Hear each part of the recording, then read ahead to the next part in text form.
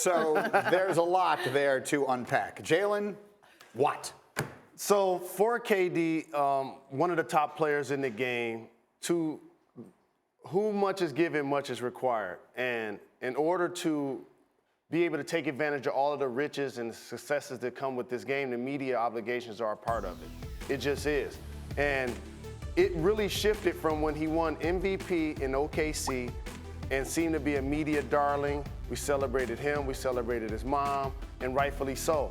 But once he left OKC to join the Golden State Warriors, he took on this role of villain. But he's not wearing it so well because he seems to be emotionally invested and really sensitive when people disagree with him or question him. Like we all can be. But the difference is when you let people know it gets to you, that's when it's going to snowball. Well, and that's what it's continuing to do. The media is going to have to keep talking to him. There will be more opportunities, more media opportunities. Where do you see this going? Do you think it affects the team at all, or they just sort of say, whatever? I don't think it's going to affect the team. And what's unique about this is the Golden State Warriors are a lovable bunch. In particular, the Splash Brothers led by Steph Curry. But when you look up front, KD is really brisk with the media.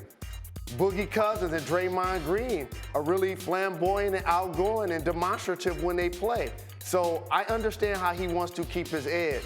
But ultimately, when you don't sign a long-term deal and you're a top-flight player that can change the dynamics of a franchise, people are going to ask you about your future. Kevin Durant doesn't need advice from me, but I'm going to give him some anyway.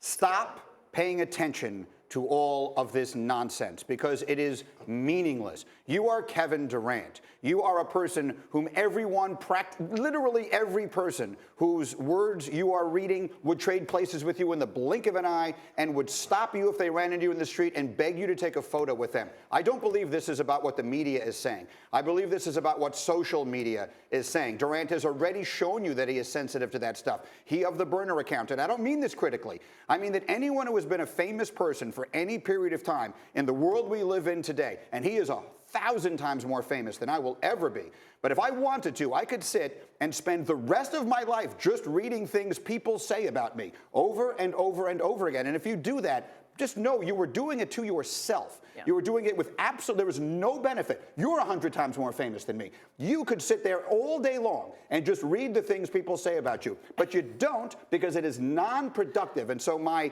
unsolicited advice to Kevin Durant is ignore all of this meaningless nonsense. You are a great player. You will have unlimited options at the end of this year that the entire world would give their right arm to have. Stop paying attention to this meaningless crap. And the best revenge is actually living well. And the last time I checked, he's really living his best life. He's doing okay. He's living his best getting life. Top dollar endorsement money, getting top dollar from the Golden State Warriors, just won back-to-back championships, was the finals MVP in both of those scenarios. So I understand that he's going to continue to be asked a question about his free agency until it actually takes place.